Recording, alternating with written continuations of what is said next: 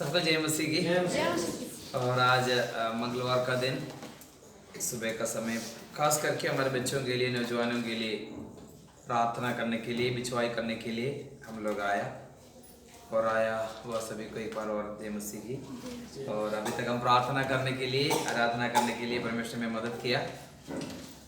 हम मिलाप वाला तंबू के बारे में स्टडी मंगलवार का दिन में करते थे और आज भी उसका कंटिन्यूएशन में थोड़ा सा और हम आगे करने के लिए चाहते हैं। प्रार्थना का साथ बैठेगा। पिछले हफ्ते हम वीडियो निकाल नहीं पाया, कर नहीं पाया। मिलाप वाला तंबू का द्वार का बारे में, टैबरनेकल डोर, उसके बारे में सीखा था। एक बार रिव्यू करेंगे क्योंकि पिछले बार का तो वीडियो हम लोग निकाला नहीं था। ले लो। टैबरनेकल का डोर के बारे में क्या क्या सीखा था, याद है? क्या क्या क्या याद है? हाँ, उसमें सब कुछ लिख के जाने के बाद कुछ नहीं आ रहा। चार कलर का है, चार कलर का, चार रंग से बनाए हुए कपड़ों से द्वार। अब निर्गमन का किताब 27 का 16, क्योंकि पिछले बार का वीडियो नहीं निकाल रहे थे, थोड़ा सा ब्रीफ बता दूंगा। निर्गमन का किताब अध्याय 27 का 16, निर्गमन का किताब अध्याय 27 चैप्टर 27 इसका 16 वचन पढ़े, पेज नंबर 102। आंगन के द्वार के लिए, आंगन के द्वार के लिए एक पर्दा बनवाना, एक पर्दा बनवाना जो नीले बैंगनी और लाल रंग के कपड़े, लाल रंग के कपड़े और बटी हुई सूक्ष्म सनी के कपड़े, बटी हुई सूक्ष्म सनी के कपड़े का कामदार बना हुआ 20 हाथ का हो। उसके लिए खंबे 4 और खाने भी 4। मैंने पिक्चर भी आपको दिखाया था। इस तरीके से है द्वार। इसमें तो द्वार का लिखा नहीं है, पिक्चर बनाया मैंने आपको दिखाया था पिछले हफ्ते। 20 हाथ का है, 4 कलर का है, एक कपड़ा है, कपड़ा से 4 कलर किसको किसको दर्शाते थे? क्योंकि लास्ट टाइम का वीडियो नहीं निकाला, इसलिए एक बार बता दूंगा। मुकेश भाई वगैरह वीडियो पिछले बार को तो निकाल नहीं पाया था। और 4 कलर का, एक तो नीला किसको दिखाता है? यीशु मसीह का, परमेश्वर को दिखाता है। और लाल यीशु मसीह का, बेंजनी यीशु मसीह का राजत्व को दिखाता है। और तीसरा कौन सा कपड़ा है? लाल यीशु मसीह का मनुष्यत्व का। और सूक्ष्म सनी यीशु मसीह का दासत्व को दिखाता है। इतना हम सीखा था। और एक ही द्वार है, 20 लाख लोग है। मैंने बोल दिया एक गिनती करेगा तो इसका चारों साइड में 5-5 लाख लोग, मैंने गिनती आपको बताया था, कैलकुलेट करेगा तो 5-5 लाख होगा। और 20 लाख लोग इसके चारों साइड रहते हैं, मगर केवल एक ही द्वार बोला है अंदर जाने के लिए। वो किसको दर्शाता है?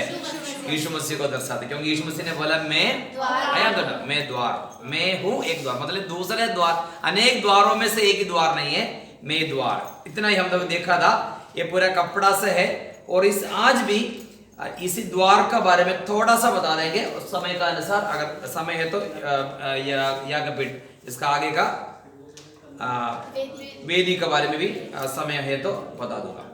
मेन बात है ये द्वार का बारे में बता दूंगा। द्वार का आत्मिक बात होगा, द्वार का कुछ आत्मिक बात है, वो बातों को हमें समझना। मैंने बताया 100 हाथ का लंबाई और 50 हाथ का लंबाई। 50 हाथ का लंबाई में 20 हाथ हो गया, बाकी 15 हाथ इधर हो गया, 15 हाथ इधर हो गया, बीच में है इतना जगह। 4 खंबे है, 4 खंबे और 4 खाने हैं। और इतना जगह पर है, एक द्वार है, एक गेट है। गेट नहीं है, सिर्फ एंटर करने वाला जगह होता है। उसके बारे में आज थोड़ा सा हम देखेंगे। इतना समझना 20 लाख लोग रहते हैं। पिछले बार मैंने इसका गिनती भी बताया था, टोटल कोई कैलकुलेट कर दिया घर पे जाके? नहीं किया, मैंने बोला था होमवर्क किया नहीं, कोई बात नहीं। आप होमवर्क करके देखेगा तो इस चारों साइड में 5-5 लाख लोग रहते हैं, मगर केवल एक ही द्वार है। इधर बताया था, ये मैंने बताया, ये किसको दर्शाते हैं?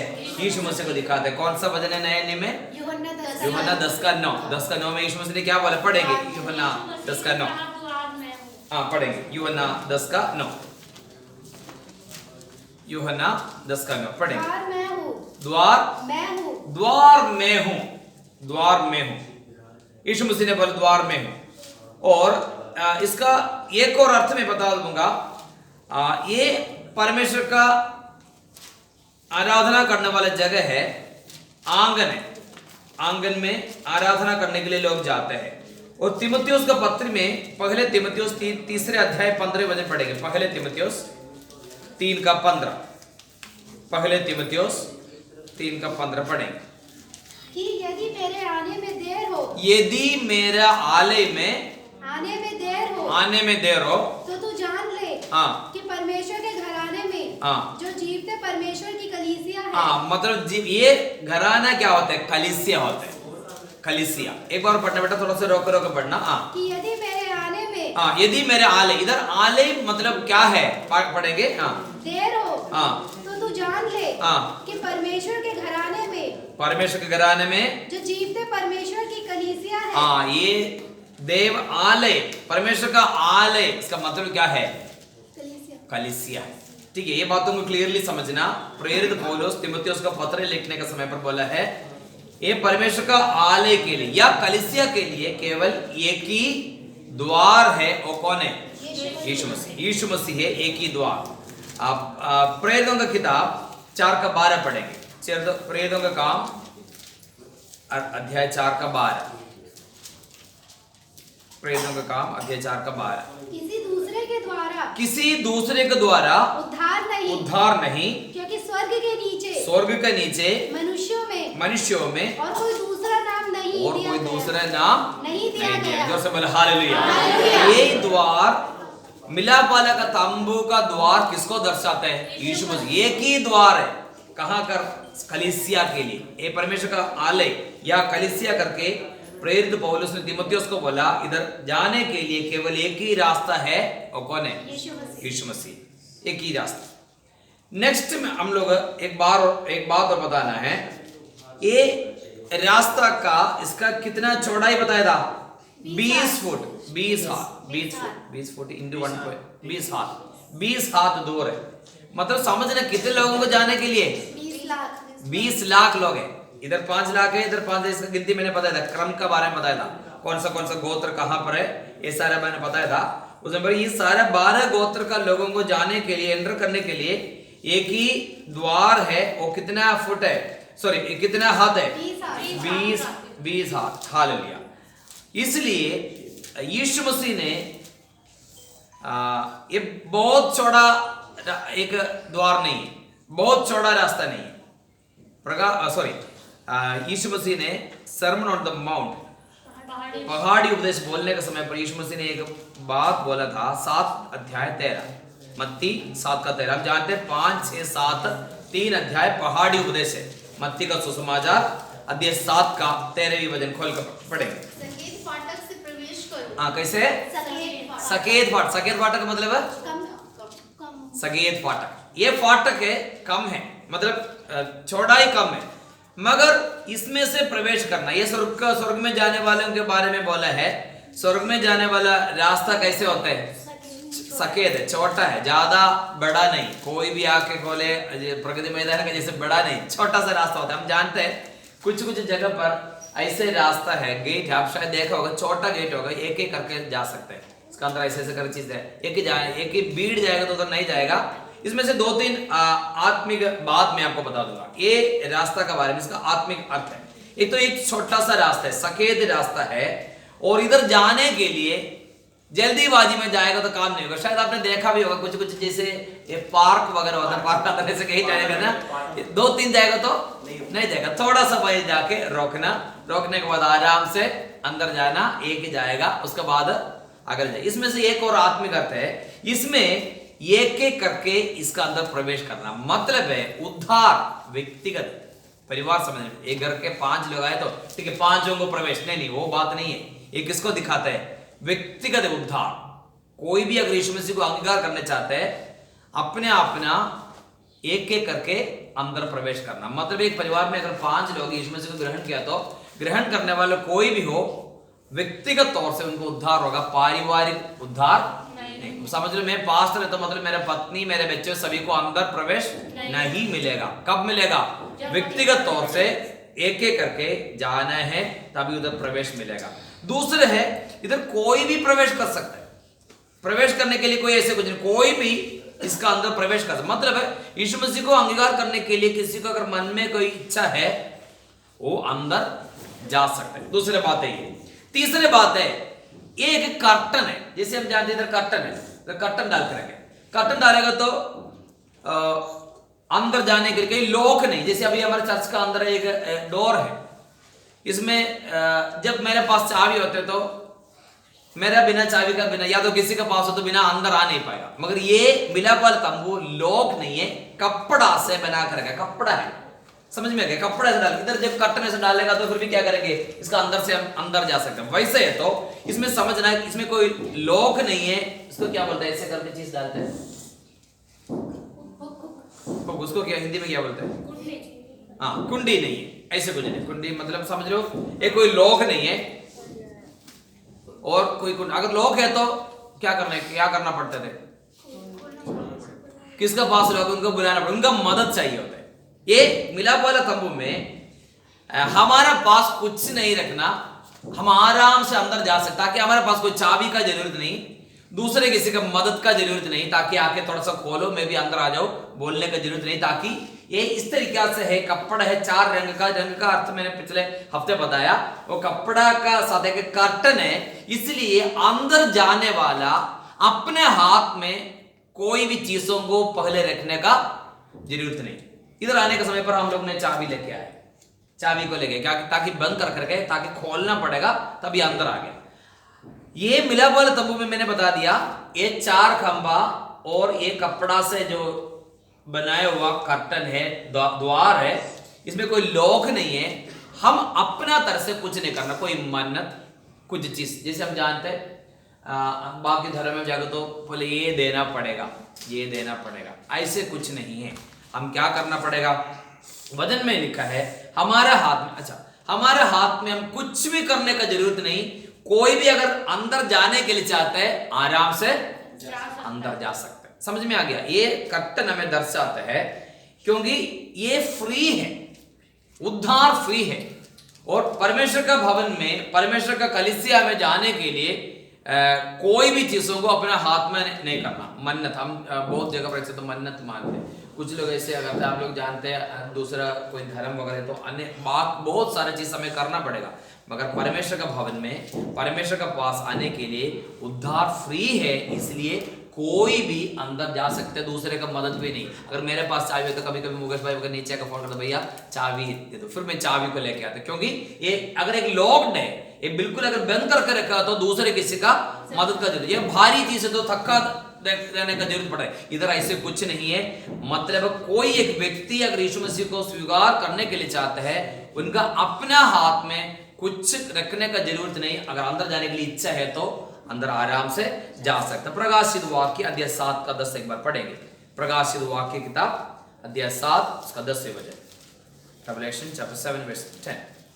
प्रकाशित वाक्य 7वें अध्याय उसका 10वें वचन। और बड़े शब्द से पुकार कर कहती हैं, उद्धार के लिए हमारे परमेश्वर का जो सिंहासन पर बैठा है और मेमने का जय जयकार हो। उद्धार एक बार पढ़ना। और बड़े शब्द से पुकार कर कहती है, उद्धार के लिए, उद्धार के लिए हमारे परमेश्वर का जो सिंहासन पर बैठा है और मेमने का जय जयकार हो। मेमने का, क्योंकि ये उद्धार हमें मिलते हैं, फ्री मिलते हैं। पत्री में प्रेरित पौलुस ने बोला है उद्धार हमें फ्री मिलते हैं, इसलिए हम कुछ देने का जरूरत नहीं। हम जानते कोई भी चीज अगर पाने तो कुछ देना पड़ेगा। ये यीशु मसीह के पास आने के लिए कुछ देने का, एलशिबा खेलने ने भी देने का जरूरत नहीं। हम अपने आप को अंदर प्रवेश कर सकते। मैंने बोला केवल एक कर्टन है, कपड़ा है, कपड़ा का कर्टन है, लॉक नहीं, चारों साइड से कुछ बांध के रखा नहीं। क्या कर सकता है, ऐसे टांग के रखे, जाने वाला आराम से अंदर जा सकते। एक मिलाप वाला तंबू का द्वार, इसको मतलब दूसरे किसी का मदद का भी जरूरत नहीं। पहले तीमुथियुस दूसरे अध्याय 5 वचन पढ़ेंगे। पहले तीमुथियुस दूसरे अध्याय 5, पहले तीमुथियुस का पत्री दूसरे अध्याय 5 वचन। क्योंकि परमेश्वर एक ही है और परमेश्वर हाँ। और मनुष्यों के बीच में भी हाँ। एक ही बिचवाई है, हाँ। अर्थात यीशु मसीह हाँ। जो मनुष्य है। अब बस बिछुआई करने का जो दूसरे किसी का मदद नहीं। समझ में आ गया मैंने क्या बोलना चाहता आप समझ में आ गया। अंदर जाने के लिए किसी का जरूरत नहीं। हम कैथोलिक चर्चेस के ऊपर एक बातों में हम लोग इनका अगेंस्ट बोलने का एक ही कारण नहीं है। उनको वो लोग क्या करके रखते हैं, किसी को रखते हैं, केवल मरियम नहीं बहुत लोगों को रखे मदद चाहिए। बाइबल में क्या लिखा है, बिछुआई करने वाले को हमारे लिए कोई बीच में कोई मदद नहीं करना। पत्रोस आके हमें धक्का दे के अंदर नहीं लेके जाना। लूका जाकर सेंट लूक, सेंट पीटर और काफी विश्व पवित्र लोगों को माना जाता है कैथोलिक लोग, वो लोगों से प्रार्थना करते हैं हमारे लिए भी करना। वो नहीं करना। वचन में लिखा तीमुथियुस का पत्री में क्या लिखा है, बिछुआई और पढ़े क्योंकि परमेश्वर एक ही है, परमेश्वर एक है और परमेश्वर हाँ। और मनुष्यों के बीच में भी हाँ। एक ही बिचवाई है। परमेश्वर और मनुष्य के बीच में एक ही वो कौन बिचवाई है, है, यीशु मसीह। इसलिए दूसरे कोई व्यक्ति का जरूरत नहीं हमें अंदर प्रवेश करने के लिए। बहुत बार ये बातों को प्रोटेस्टेंट चर्चेस और कैथोलिक चर्चेस का मेन डिफरेंस है, वो लोग बिछुआई को रखते हैं, दूसरे लोगों को रखते हैं, वो हमें अंदर लेकर जाते हैं। कैथोलिक का लोग जो मर जाते हैं, मरने के बाद उनका प्रार्थना होता है, प्रार्थना का उस समय प्रार्थना करता है हमें भी ऊपर करना, उनको बता दे हमें हेल्प करो। वो हेल्प करने वाला कोई काम इधर नहीं है। इसलिए मिला वाला तंबू का डोर हमें दर्शाता है इधर किसी का जरूरत नहीं। अगर अंदर जाने के लिए आपको इच्छा है आप जा सकते हैं। बाहर आने के लिए भी आपका इच्छा है तो आप बाहर, कोई धक्का देके बाहर नहीं करते, धक्का देके किसी ने आगे नहीं, क्योंकि एक कपड़ा का 4 रंग का कपड़ा का एक कर्टन है। हालेलुया। हम जानते हैं। और यीशु मसीह ने कालवरी सूली पर इन्होंने 7 बात बोला था, उसका 6ठी बात आप जानते हैं, सब कुछ पूरा हो गया, सब कुछ पूरा हो गया। इस इंग्लिश में लिखा है इट इज डन, पूरा हो गया, इट इज डन। इसका शब्द होता है, इसका ग्रीक शब्द टेटेलस्टाई करके, इट इज डन, मतलब जो कुछ करना है सब कुछ पूरा हो गया। कौन कर दिया, यीशु मसीह। इसलिए कभी भी इधर, कभी भी इस द्वार से हम जा सकते हैं, क्योंकि करने वाला सारा काम कौन कर दिया, यीशु मसीह ने। इट इज डन, मतलब सब कुछ पूरा हो गया, सब कुछ पूरा हो गया। इसलिए कोई भी जाने के लिए चाहते हैं कभी भी, हालेलुया, इसका अंदर कर सकते हैं। इसलिए हम जानते हैं इसमें अंदर जाने के लिए अभी समय है। इसमें से एक और अर्थ इसमें है, अभी समय। हम लोग एक गीत गाते हैं, कौन सा गीत है, एक आग हर दिल में, इसमें एक गीत आता है, हाँ, कितना सरल ये रास्ते कल ना मिले होंगे। पता नहीं कब ये रास्ता, ये दरवाजा कब बंद हो जाएगा, पता नहीं। इसलिए वचन में लिखा है खुला जब है तभी अंदर जाना। पता नहीं कब ये बंद हो जाएगा, बंद हो जाएगा, कब बंद हो जाएगा पता नहीं। यीशु मसीह का आगमन कब है, यीशु मसीह का आगमन जब आज है तो आज, अभी यीशु मसीह आगमन के तो उसका बाद ये दरवाजा बंद होगा। इसलिए अभी हम जो ये दरवाजा खुला है तभी हम इसका अंदर प्रवेश हो रहा है। बंद होने के बाद प्रवेश होने, मलयालम में एक गाना होता है, कृपया वादिल पूटा रहा है, अनुग्रह का दरवाजा भी बंद होने वाला करके गीत मलयालम में है। हालेलुया। हम जानते हैं नूह को जहाज बनाने के लिए परमेश्वर ने बोल दिया, साथ नूह को बोल दिया प्रचार करो। कितने साल प्रचार किया, 120 साल प्रचार किया, कोई नहीं सुना, मगर नूह और उनका परिवार विश्वास में आया। एक ही द्वार रखा था, द्वार कहां से बंद किया था, परमेश्वर ने कहां से बंद किया था, अंदर से बंद किया था, बाहर से बंद किया था, बाहर से। अगर अंदर से बंद करने तो नूह का पास ऑप्शन होता है, ये मेरा मर्जी है, नहीं, मर्जी नहीं था, बाहर से दरवाजा बंद किया, अंदर से नहीं था, लोग बाहर से परमेश्वर बंद कर दिया। उसके बाद शायद पानी आने के समय लोग सोचा होगा थोड़ा सा अंदर जाने के लिए, मगर मौका नहीं मिला। इसलिए अभी ये अनुग्रह का दरवाजा खुला है। जो लोग इसका अंदर प्रवेश होना, बपतिस्मा लेने के लिए बाकी है, भाई है, अभी बहन है और कोई भी हो, समय अभी खुला है, उसी समय पर अंदर प्रवेश कर सकते। बाकी बाद में अगर बंद हो जाएगा तो कोई रास्ता नहीं। इसलिए हमें समझना ये रास्ता, ये द्वार अभी खुला है।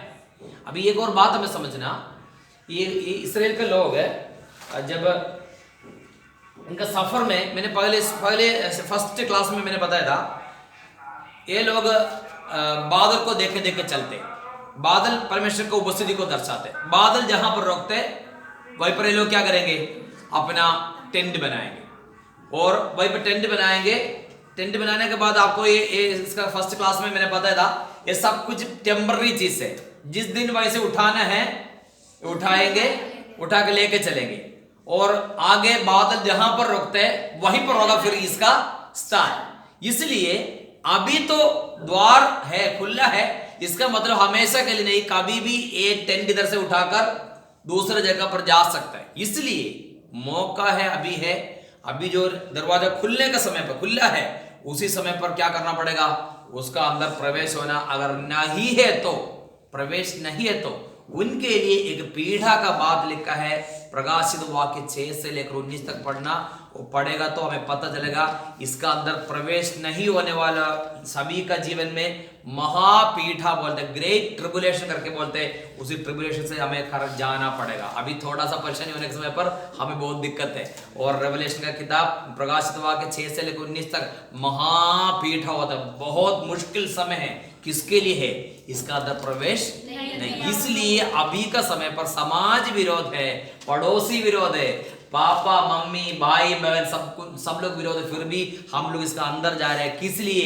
ये महापीठा से हमें बचने के लिए। महापीठा अभी का जैसे छोटा मोटा दर्द वगैरह नहीं है, बहुत बहुत कठिन पीठा से लोग चलेगा। इसलिए नूह का जहाज का अंदर जैसे अंदर प्रवेश हो गया, या तो अभी तो ये अनुग्रह का दरवाजा खुला है, इसलिए इसका अंदर से जाकर हम प्रवेश हो जाएगा तो इसी महापीठा से हम लोग बच सकते हैं। महापीठा का मतलब पूरा बोलेगा तो काफी टाइम लगेगा, इसलिए मैं उसमें अभी नहीं जाना चाहता हूँ। आने वाले दिन में महापीठा के बारे में थोड़ा सा बता दूंगा। हमारा मेलविन पहले बपतिस्मा का समय पर पहले बपतिस्मा का बारे में बोलता नहीं मैं बपतिस्मा नहीं लूँ करके ऐसे एक सोच था पहले, और बीच में महापीठा के बारे में कुछ संडे स्कूल का क्लास का साथ किताब वगैरह पढ़ लिया। किताब वगैरह पढ़ने को कौन सा जानवर आकर कैसे कैसे परेशान करेंगे, सब कुछ पढ़ने के बाद मेरे रात को बोला नहीं मैं कल बपतिस्मा ले लूंगा करके बोले, क्योंकि महापीठा से जब जाएगा तो वो तो अनंत नरक के लिए जाने वाला रास्ता, मगर उससे पहले भी काफी सारे पीठा होते हैं। वो पीठा हम लोग सोच भी नहीं सकते उस तरीके से। वो आने वाले दिनों में यीशु मसीह का दूसरे आगमन के बारे में जो स्टडी करेगा तो जरूर बता दूंगा। ये डराने वाला बात नहीं, इसलिए अनुग्रह का दरवाजा अभी खुला है, इसलिए ये लोग भी नहीं, किसी का मदद नहीं आज आप भी आ जाए, थोड़ा सा धक्का दे दो करके कोई जरूरत नहीं। अगर आपका अंदर इच्छा है यीशु मसीह को ग्रहण करना है, आप यीशु मसीह को ग्रहण करके इसी कलीसिया मतलब अंदर प्रवेश कर सकते हैं। हाल 3 बात है इसी दरवाजा का बारे में बोलने के लिए है। एक तो है ये कलीसिया है, दूसरे बात है इसमें कोई भी प्रवेश कर सकता है। लास्ट बोला किसी को भी प्रवेश होते, प्रवेश होने के लिए किसी को ऐसे नहीं, ये कोई कौन प्रवेश करना ऐसा करके कोई चीजों का मना नहीं किया। इतना ही द्वार का बारे में 4 खंबा है, 4 इसका क्या बोलते हैं, इसका नीचे का जो पोजीशन है, और 20 हाथ का चौड़ाई है। इसके बारे में फिर आगे ज्यादा है वो मैं बाद में बता दूंगा। और आज ये वेदी का बारे में भी थोड़ा सा सीख। ये वेदी सबसे एंटर करके सबसे पहले किसके पास जाएगा? वेदी में। ये पूरा मिलाप वाला तंबू है और ये 100 फुट का लंबाई है, 50 हाथ का चौड़ाई है, और इसमें 20 हाथ का एक द्वार होता है। इसमें से कोई भी प्रवेश कर सकता है, किसी को भी प्रवेश हो सकता है, इधर से भी इधर से भी इधर से भी इधर से भी कोई भी अंदर प्रवेश कर सकते हैं। इसलिए उस तरीका का कपड़ा का द्वार बना कर रखे, लॉक नहीं है, कोई ताला नहीं है, कोई भी अगर प्रवेश जस्ट अंदर प्रवेश करेगा तो क्या मिलेगा? वेदी मिलेगा। वेदी के बारे में थोड़ा सा पता है, पढ़ेगा।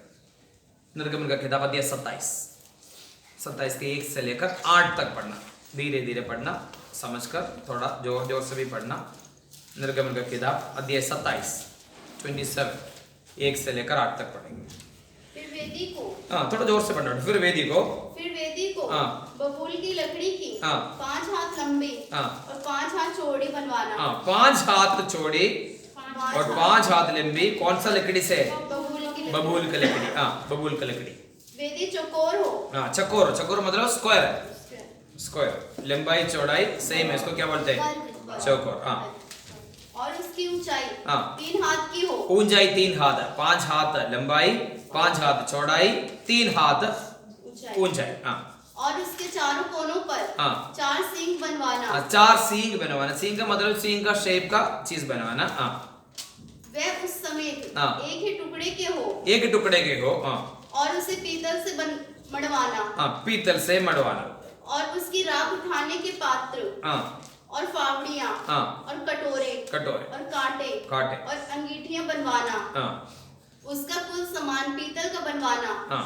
उसके लिए पीतल की जाली की हाँ। एक झंझरी बनवाना। एक एक करके पढ़ेंगे, एक एक करके हम पढ़ेंगे। सबसे पहले ये वेदी का लंबाई चौड़ाई लिखा है, आप लिख सकते हैं। लंबाई कितने हैं? 5 हाथ, चौड़ाई 5 हाथ और ऊंचाई 3 हाथ। मैंने सोचा था बोर्ड में लिखने के लिए, कोई बात आप अब लिख सकते हैं ना। लंबाई चौड़ाई आपको समझना रखता है शेप का ऐसे एक। भैया वर्ग सारे। हाँ, उसका ऊंचाई लिखा है 3 हाथ का है और चारों कोने पर सींग ऐसे होता कुछ नहीं, जो चारों कोने में ये चीज है ना, ये सींग टाइप का कैसा बनाना। सींग का मतलब सींग नहीं है, सींग का एक शेप का बनाना। ठीक है। हाँ। वे उस समेत एक ही टुकड़ा के हो। कौन सा टुकड़े का साथ? जो चारों साइड जो बनाते हैं ना उसका साथ है। एक्स्ट्रा बनाकर फिट नहीं करेंगे। समझ में आ गया? सींग ऐसे बनाकर इसका अंदर फिट नहीं करना। जो ये बबूल का जो लकड़ी बनाता है ना, वो बनाने का समय पर उसका साथ साथ ये भी सींग बना के काट के ये लंबाई चौड़ाई का साथ साथ वही सींग भी बनाना। सींग एक्स्ट्रा बनाकर फिट नहीं करना। समझ में आ रहा है? अलग से नहीं जोड़ना, मतलब वो उसी लकड़ी से। अगर लकड़ी काटेगा तो एक किसका साथ करेंगे? ये सींग का साथ लकड़ी ऐसे ऐसे काट के बनाना चारों साइड में। एक्स्ट्रा सींग बनाकर उसमें फिट नहीं करना, उसका साथ। इसलिए लिखा है, कैसे बोला? जो वे उस समय एक ही टुकड़े का हो। एक ही टुकड़े का लकड़ी से, बबूल का लकड़ी से ये बनाना। हाँ। और उसे पीतल से मड़वाना। हाँ, उसका ऊपर से क्या करना है? पीतल से मड़वाना। मैंने आपको पहले बताया था पीतल एक अलॉय है। क्या कहता है? तांबा और जिंक, इसका दोनों का एक अलॉय है। एक इसलिए यूज करते हैं कितना भी टेम्परेचर, कितना भी गर्म क्या बोलते हैं, टेम्परेचर क्या बोलते हैं, हाँ, तापमान आ जाएगा तो उसमें कोई परेशानी होगा। तो अंदर लकड़ी है, लकड़ी को ऊपर से ये मड़वाना। अंदर लकड़ी, बबूल का लकड़ी से बनाकर लकड़ी का पूरा क्या करना पड़ेगा? इसको मड़वाना। हाँ, आगे। और उसकी राख उठाने के पात्र। हाँ, अभी इसका साथ साथ है ना 4-5 चीज होते हैं। ये क्या क्या चीज है? राख उठाने के पात्र। हाँ, राख उठाने के लिए क्या पात्र होता है? वहीं से जो ये किस लिए? वेदी में क्या डालने के लिए? बलि चढ़ाने के लिए। बलि चढ़ाने के बाद वो पूरा जल जाएगा तो क्या मिलेगा? राख उठाने के लिए एक पात्र। जैसे समझ में, जैसे एक छोटा एक बर्तन होता है, राख उठाने के लिए पात्र। आगे। और फावड़ियाँ वो किस लिए?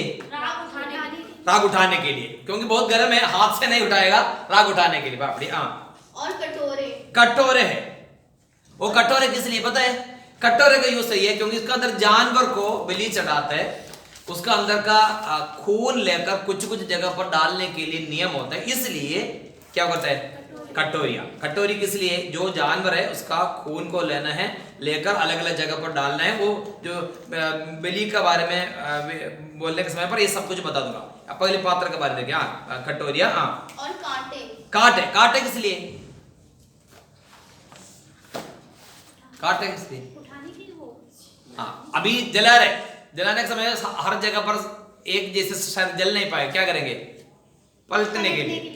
समझने कोई जानवर को कोई, क्योंकि इसमें मांस डाल के जलाते, और जहां पर आग होते बीच में आग है, इधर आग नहीं है तो क्या करेंगे? वो चीज निकाल कर उसका अंदर डालने के लिए। हाँ, काटा। आगे। और अंगीठियां बनवाना। अंगीठी किस लिए? अंगीठी का अंदर क्या करके रखा है? आग रखे।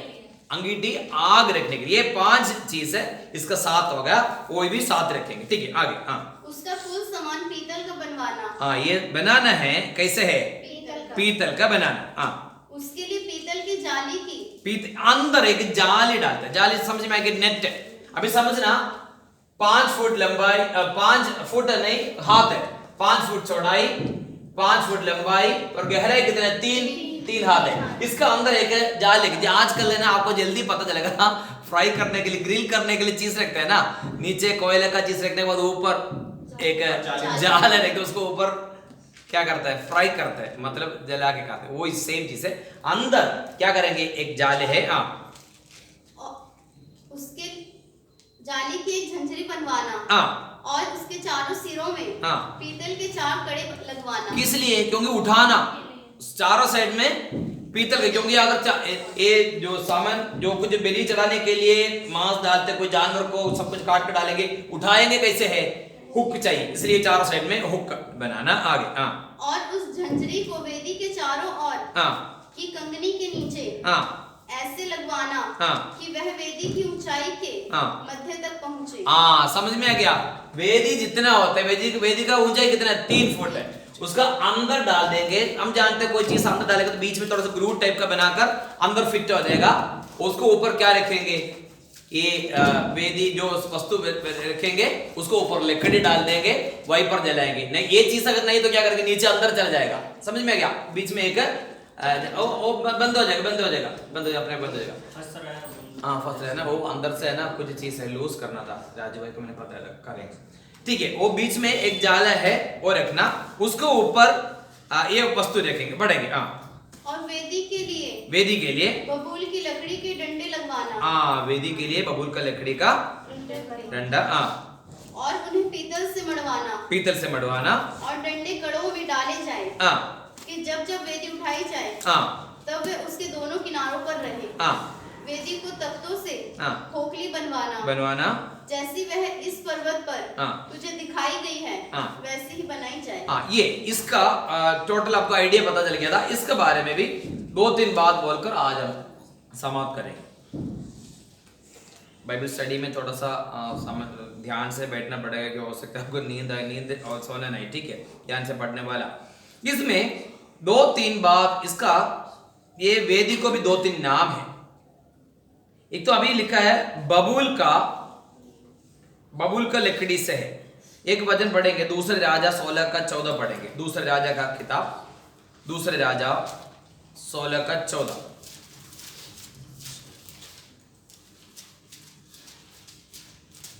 दूसरे राजा, और पीतल की हाँ, जो वेदी यहोवा ये पीतल का वेदी बोला है। ये कौन सा वेदी है, यही वेदी है। इधर लिखा है पीतल का वेदी, एक्चुअली ये क्या है, बबूल का लकड़ी से बनाकर उसको ऊपर से पीतल से मड़वाया। वो एक जगह पर लिखा है पीतल का वेदी भी बोला है।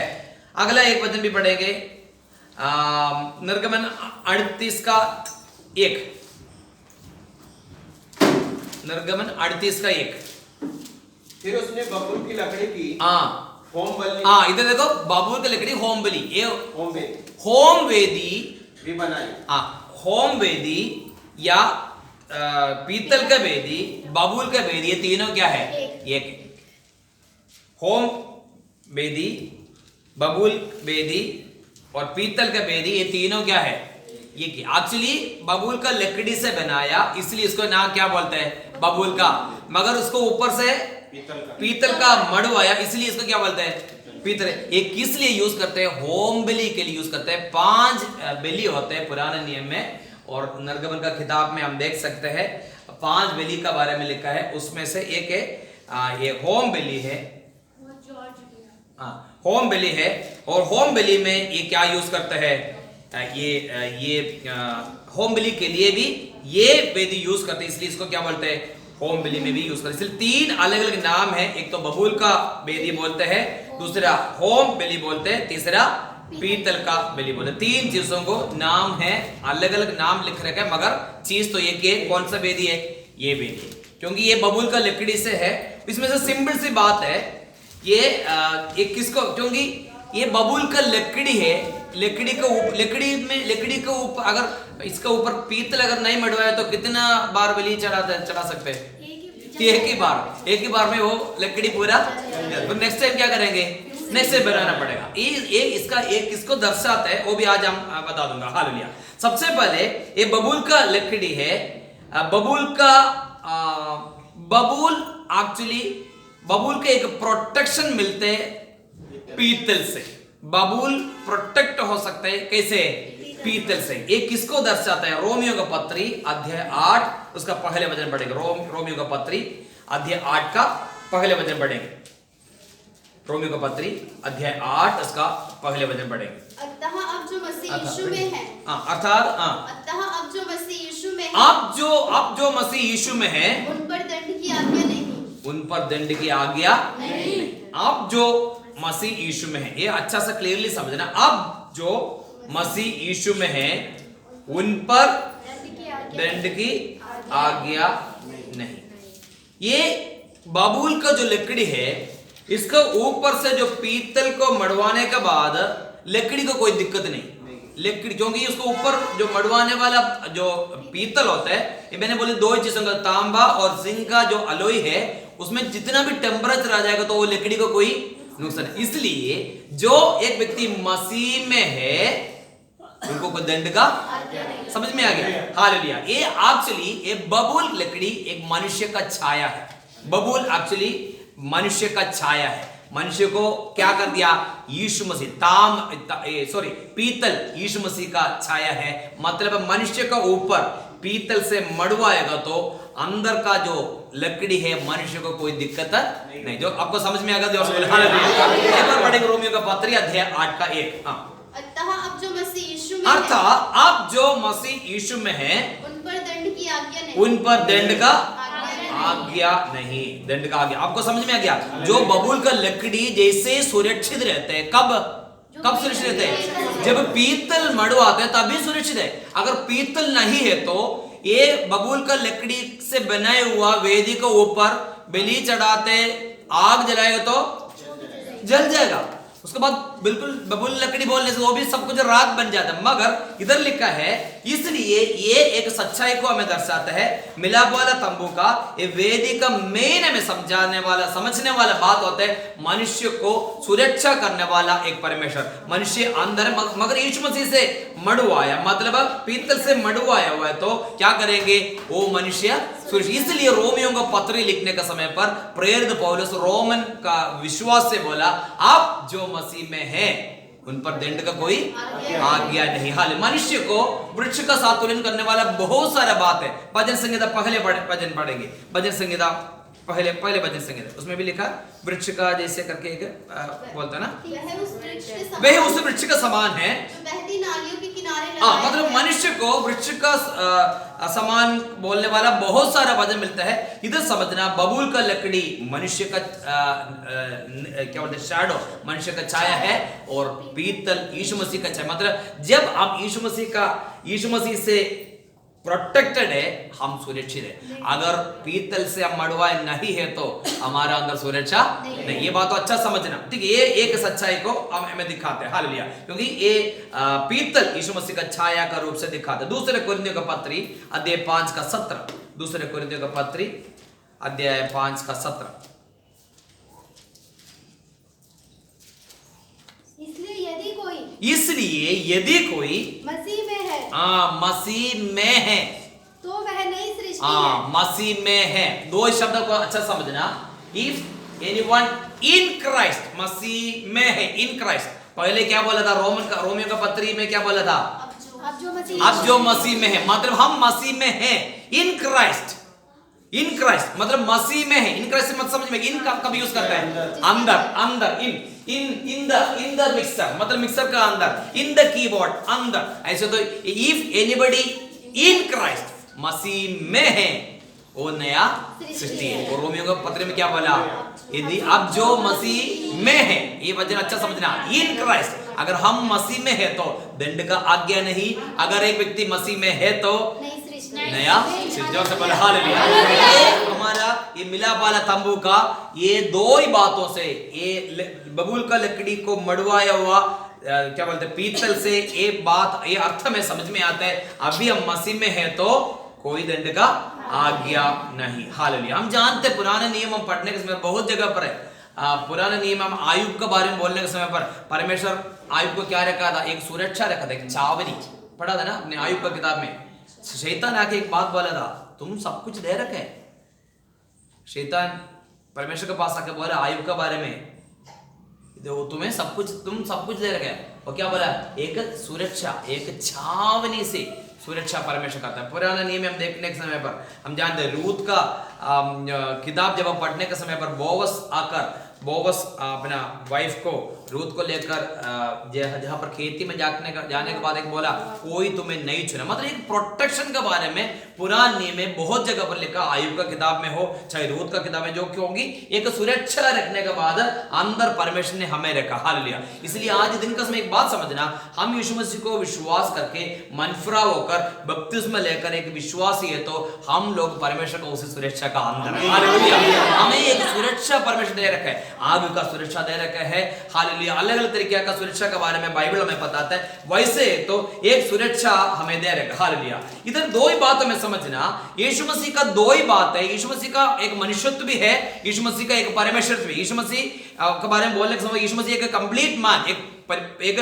कंप्लीट मैन भी था, एक कंप्लीट परमेश्वर। इधर दो बात देखना, बबूल का लकड़ी मनुष्य का छाया और पीतल यीशु मसीह का छाया, यीशु मसीह परमेश्वर। मगर यीशु मसीह जो पृथ्वी में था, यीशु मसीह का ये दोनों बात हमें देख सके। यीशु मसीह गलील से जा रहा था, यीशु मसीह गलील से अपने चेलों के साथ जलाओ हम पार चलने के समय पर यीशु मसीह का चेलों के साथ यीशु मसीह जाके, यीशु मसीह क्या कर रहा था, यीशु मसीह नाव का गद्दी पे जाकर सो रहा था। नींद किसको आता है, मनुष्य को आता है।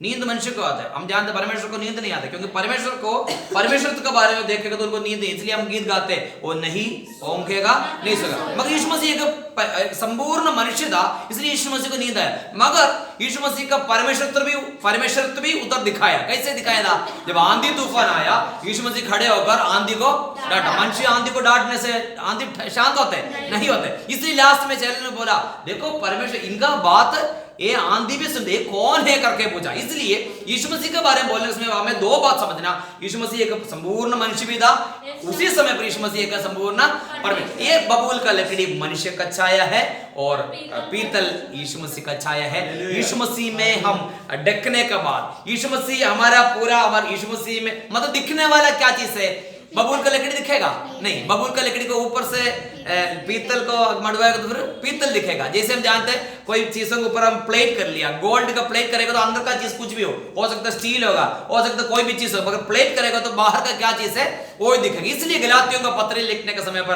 प्रेरित पौलुस ने बोला, हम लोग यीशु मसीह को धारण किया। दिखने वाला किसको दिखाना, यीशु मसीह को देखना। वैसे तो हमारा जीवन में हमें देखने वाला सचमुच अगर यीशु मसीह को अगर देखेगा तो मतलब है हम पूरी तौर से यीशु मसीह से मड़वाए हुआ लोग हैं, तो हमारा अंदर सुरक्षा है। अगर नहीं है समझ लो, अगर वो बीच में थोड़ा सा अगर नहीं मड़वाए तो आग जलाने के समय पर उसी जगह पर बबूल का लकड़ी जल जाएगा। इसलिए आज दिन का समय में समझना, हम पूरी तौर से उसी सुरक्षा का अंदर होने के लिए हम पूरी तौर से यीशु मसीह को अपने क्या करना, मड़वाना जरूरी होता है। हालेलुया। देखा लाजर, दूसरे बात हम देखा, लाजर यीशु मसीह का कब्र में गया बेथानिया में, सबसे छोटा वजन यीशु रोया। एक्चुअली यीशु रोया करके बोला, ओरिजिनल ट्रांसलेशन वो नहीं है, इंग्लिश में लिखा जीसस क्राइस्ट, यीशु रोया करके हिंदी में, मगर वो ओरिजिनल भाषा का ग्रीक भाषा का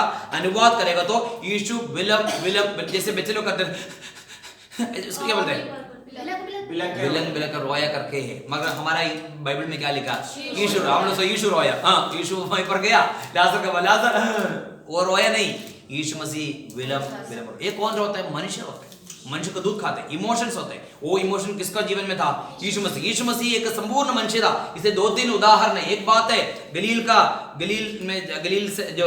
झील पार होने के समय पर यीशु मसीह नाव के पीछे गद्दी में सो रहा था, यीशु मसीह का संपूर्ण मनुष्यत्व को दिखाते हैं। और यीशु मसीह खड़े होकर आंधी को डांटा, यीशु मसीह का संपूर्ण परमेश्वर को दिखाते हैं। और लाजर का कब्र का बाहर जाकर यीशु मसीह ने विलम कर रोया। यीशु रोया करके सिंपल शब्द नहीं, रोया किसको रोना आता, मनुष्य को आता है, मनुष्यत्व को दिखाया। मगर यीशु मसीह ने बोले, हे लाजर बाहर आ जा, तुरंत लाजर बाहर आ गया। यीशु मसीह का कंप्लीट परमेश्वर को दिखाने वाला दो तीन बातों में से एक ही बात इधर हम देख सकते हैं। हालेलुया। ये अंदर हम जाने के समय, और वापस समझाएंगे, अंदर हम जाने के समय पर समझना, एक एक्चुअली इधर क्या हो रहा है, वेदी में क्या होता है, बलि चढ़ा है, यीशु मसीह का क्रूसीकरण को दर्शाता है। ये वेदी एक्चुअली क्रूसीकरण, सबसे पहले हमें समझने वाली एक बात है, पिछले उपवास प्रार्थना में भी मैंने एक बातों को बहुत सीरियसली बताया।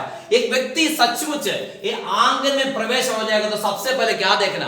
वेदी देखना, छुटकारा नहीं। बहुत बार मैंने ये बात पाया, पता है, हमारा घुटना का दर्द ठीक किया, सिर का दर्द ठीक किया, मुझे जॉब नहीं था मुझे जॉब दे दिया, मुझे गाड़ी नहीं था मुझे गाड़ी दे दी, वो सब कुछ ठीक है। मगर सचमुच एक व्यक्ति ये पर्दा को पार होकर अंदर जाएगा तो सबसे पहले क्या देखना? ये क्रूस को देखना। ये क्रूस को देखने वाले है सच में मसीह। मैंने पिछले उपवास प्रार्थना में 7 दिन ये बातों मैंने बताया था। एक विश्वासी जब आता है यीशु मसीह का क्रूस को याद करने का, इसलिए प्रेरित पौलुस ने बोला हम तो उस क्रूस पर चढ़ाए हुए को प्रचार करता है। We preach the Christ crucified. बोलने का कारण नहीं है, क्रूस देखने वाला है सच्चा मसीह। आपका एक बहुत बार हम तो मिला वाला तब वो भी स्टडी कर रहे हैं, शायद आपने सोचोगे वेदी इधर रखने की क्या जरूरत है? वेदी अंदर भी रख सकते थे। वेदी अंदर जाके इधर चढ़ाने के बाद पवित्र स्थान का अंदर भी रख सकते हैं, आदि पवित्र स्थान का अंदर भी रख सकते हैं। क्यों इधर रख दिया? ताकि ये पार होकर, मतलब ये पर्दा पार होकर अंदर प्रवेश करने वाला, आंगन में प्रवेश होने वाला एक विश्वासी सबसे पहले देखना यीशु मसीह का क्रूसीकरण। हालेलुया। यीशु मसीह मेरे लिए जीवन दे दिया, यीशु मसीह आपके लिए जीवन दे दिया, ये बातों को सबसे पहले हमारा अंदर आना जरूरी है। हालेलुया। पढ़ेंगे प्रेरितों का किताब दूसरे अध्याय 41 और 42 पढ़ेंगे, 41 और 42। प्रेरितों का किताब दूसरे अध्याय 41 और 42। अर्थात जिन्होंने उसका वचन ग्रहण किया, उन्होंने बपतिस्मा ले लिया और उसी दिन 3000 मनुष्यों के लगभग उनमें मिल गए। बस इतना रोकना। मैं एक बार इसमें से 2-3 बात और बता दूं। प्रेरितों की किताब दूसरे अध्याय में पत्रोस का एक प्रचार देखा, पत्रोस का भाषण करके एलिशबा को क्या हो गया? पेट में दर्द है। बैठो प्रार्थना करेंगे, ठीक है? तो रोना नहीं है, ठीक है? प्रेरितों की किताब दूसरे अध्याय 41 और 40। दूसरे अध्याय में हम जानते पहले अध्याय का घटना आप जानते हैं। यीशु मसीह का प्रेरित लोग, चेले लोग यीशु मसीह का स्वर्गारोहण के बाद इंतजार कर रहा था, तभी पवित्र आत्मा आ गया। और दूसरे अध्याय में पवित्र आत्मा आ गया, पवित्र आत्मा उतरा मरकुस का 18 में। उसका 14 से लेकर पत्रोस ने एक भाषण है, पत्रोस ने 11 लोगों को साथ खड़े होकर पत्रोस का भाषण करके बोलने के समय पर एक्चुअली कौन है? सारे चेले लोग भी पढ़ेंगे 14 वचन 14। तब पत्रस उन 11 के साथ खड़ा हुआ और ऊंचे शब्द से कहने लगा। समझना, पत्रोस का भाषण है मगर कौन है? प्रेरित लोग, बाकी 11 लोग भी है खड़े होकर भाषण दे रहे। भाषण देने के बाद ये सारा भाषण सुना दिया। सुनाने के बाद लास्ट में देखा था जितने लोग उनका वचन ग्रहण किया। किसका वचन ग्रहण किया? पत्रोस का वचन ग्रहण किया। उन्होंने बपतिस्मा लिया और उसी दिन 3000 मनुष्यों के लगभग उनमें मिल गए। उसके बाद 41-42 ये क्रिश्चियन प्रिंसिपल में बेसिक प्रिंसिपल 7 होते हैं, 7 उपदेश होते हैं। सब लोग लिखना, ये इंपॉर्टेंट बात है। ये 7 उपदेश है प्रेरित पत्रोस का समय पर जो प्रेरितों का किताब में लिखा है। ये इसका ऊपर हमारा सारा कलीसिया बना हुआ। क्या क्या है? सबसे पहले मनफरा हुआ, जो ग्रहण किया, मनफरा हुआ, उन्होंने क्या किया? दूसरा बपतिस्मा, तीसरा कलीसिया का साथ जुड़ गया, रोटी तोड़ने से पहले शिक्षा पाया, संगति रखा, रोटी तोड़ा। कितना हो गया? 7 बेसिक प्रिंसिपल्स। नींद आ रहा है? उबासी आ रहा है? 7 बेसिक प्रिंसिपल्स। सब लोग इस चीज सीखना। 7 basic principle of Christian life, इसमें से ये कलीसिया का शुरुआत। 7 बेसिक प्रिंसिपल। दूसरा अध्याय 41-42 एक बार पढ़ेंगे। क्या क्या है? सबसे पहले उद्धार पाया, मतलब यीशु मसीह को ग्रहण किया। उसने जितने लोग वचन ग्रहण किया, सबसे पहले वचन ग्रहण करना। उसके बाद नेक्स्ट स्टेप है, क्या है? नेक्स्ट स्टेप है बपतिस्मा लेना, कलीसिया का साथ जुड़ गया। तीसरा, उसके बाद नेक्स्ट शिक्षा पाया। उसके बाद क्या करना है? संगति पाना। संगति के लिए चर्च में आना पड़ेगा। संगति में आगे रोटी तोड़ना, कलीसिया में आना, रोटी तोड़ना, लॉर्ड सपर, प्रार्थना करना, प्रार्थना में लवली लेना, इतना प्रार्थना लवली लेना। 7 बात है, 7 बेसिक प्रिंसिपल्स। एक प्रिंसिपल एक दो दिन दो तीन दिन का प्रचार के लिए विषय है। इतना बात ये है कलीसिया का बेसिक प्रिंसिपल।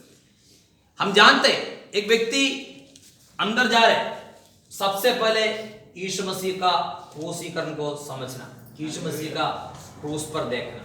ये वेदी यीशु मसीह का क्रूस को दिखाते हैं। इसलिए सबसे पहले मैंने बोल दिया किसी को भी कोई भी अंदर जा सकता है, धक्का देने का जरूरत नहीं, मदद नहीं, मगर अंदर जाएगा तो सबसे पहले देखने वाला बात है वेदी।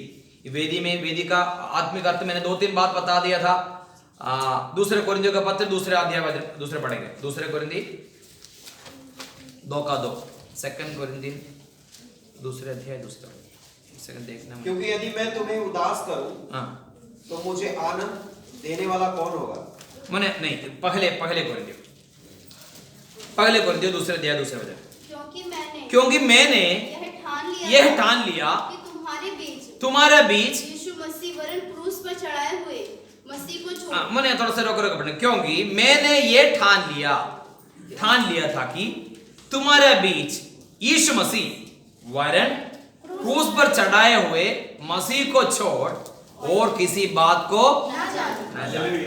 1.5 साल कुरिन्थ कलीसिया में सेवकाई किया। कुरिन्थ में जाकर AD 52 में यीशु मसीह का मृत्यु के बाद आसपास 10-12 साल के बाद प्रेरित पौलुस कुरिन्थ में जाके सारा प्रेरितों की किताब में लिखा है। 1.5 साल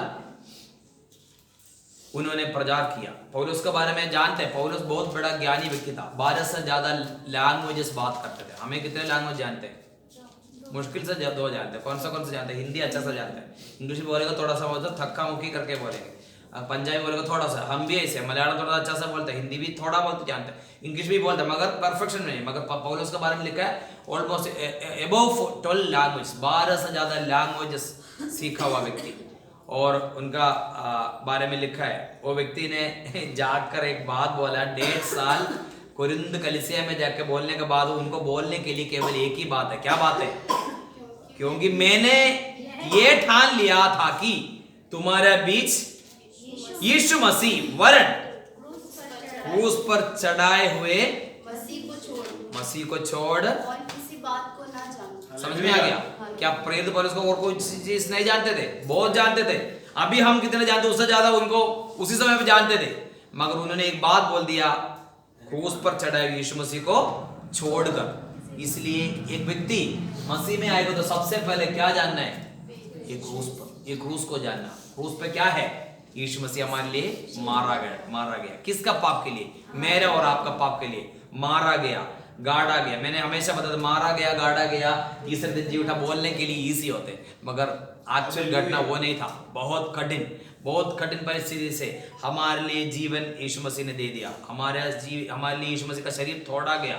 और मैंने पिछले बार कुछ बच्चे लोग बोले पैशन ऑफ क्राइस्ट वगैरह दिखाए, कोड़ा खाया बोलेगा तो सिंपल बात है, मगर वो एक्चुअली इसका रियलिटी में जाएगा तो हम सोच भी नहीं सकते। हमारा पापों के लिए यीशु मसीह कोड़ा खाया, हमारा रोगों के लिए यीशु मसीह ने श्राप बन गया, हमारा जीवन में चंगाई के लिए यीशु मसीह ने इतने कठिन बात किया। इसलिए कोई भी एक व्यक्ति अंदर प्रवेश होने वाला है, ये टैबरनाकल ये दिखाते हैं, ये मिलाप वाला तंबू दिखाते हैं, कोई भी अंदर जाएगा तो सबसे पहले क्या होना चाहिए? ये वेदी को देखना। वेदी में बलि चढ़ाते, वेदी में जानवर को बलि चढ़ाते। ये किसके लिए बलि हो गया? यीशु मसीह हमारे लिए। अभी तो बलि चढ़ाने की जरूरत नहीं, हमारे लिए एक ही बार एक बलि यीशु मसीह बलि चढ़ गया। हालेलुया।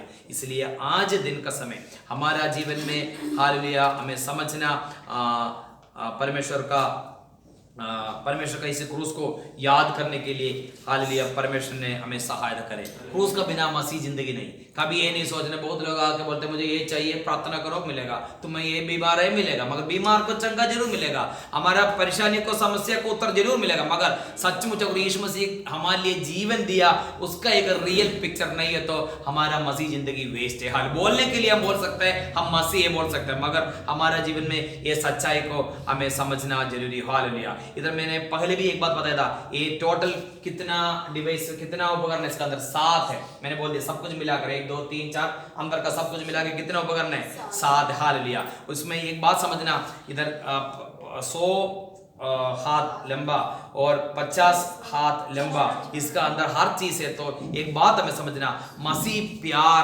हाल सबसे मुख्य होते हैं, प्यार होते हैं। कहां पर लिखा? कुरिन्थियों का पत्री 13 का 13, पहले कुरिन्थियों का पत्री 13 का 13। मसीह प्यार, ये सब कुछ इसको क्या बोलते हैं, इसको सब कुछ अंदर होने के लिए मतलब इंक्लूड होने के लिए हाल एक अवसर हमें देना। पहले कुरिन्थियों का पत्री अध्याय 13 का 13 पढ़ेंगे। विश्वास, आशा, प्रेम, ये तीनों। मैंने बाइबल अपने हाथ में लेके सीधा बैठ के पढ़ना, तभी आवाज इधर तक आएगा। पर अब विश्वास, आशा, प्रेम, ये तीनों स्थायी हैं। पर इनमें से सबसे बड़ा प्रेम। इसी यीशु मसीह का प्रेम को हमें समझना। हालेलुया। इसी यीशु मसीह का प्रेम से बाकी सब कुछ क्या होना चाहिए? बिल्कुल बाकी सब कुछ पिघलना चाहिए। यीशु मसीह का प्रेम का सामने बाकी कोई भी चीज बड़ा नहीं होना चाहिए। कोई भी चीज हमारे शरीर हो, हमारे रूप हो, हमारे रंग हो, हमारे जाति हो, कुछ भी हो, यीशु मसीह का प्यार का अंदर, प्यार का सामने कुछ भी नहीं। हालेलुया। एफिसियों का पत्र 3 का 18 भी बोलकर समाप्त करना चाहते हैं। एफिसियों का पत्री 3 का 18, एफिसियों का पत्री अध्याय 3 इसका 18। सब पवित्र लोगों के साथ भली भांति समझने की शक्ति पाओ कि उसकी चौड़ाई और लंबाई और ऊंचाई और गहराई कितने है। हाल परमेश्वर का प्यार का लंबाई, चौड़ाई, गहराई कितना है। हालेलुया। आज दिन का समय ये सारा बातों को हमें समझना, ये सब कुछ यीशु मसीह का क्रूस पर हम देख सकते हैं। हालेलुया। इसलिए मसीह जीवन में सबसे पहले हमें समझने वाला बात है यीशु मसीह का प्यार का लंबाई कितना है, चौड़ाई कितना है, गहराई कितना है, ऊंचाई कितना है। हालेलुया। आज दिन का समय हम दो ही बात देख लिया, मिलापवार्ताओं का द्वार का बारे में देख लिया। द्वार किस प्रकार बना है, उसके अंदर कौन कौन जा सकते हैं। सबसे पहले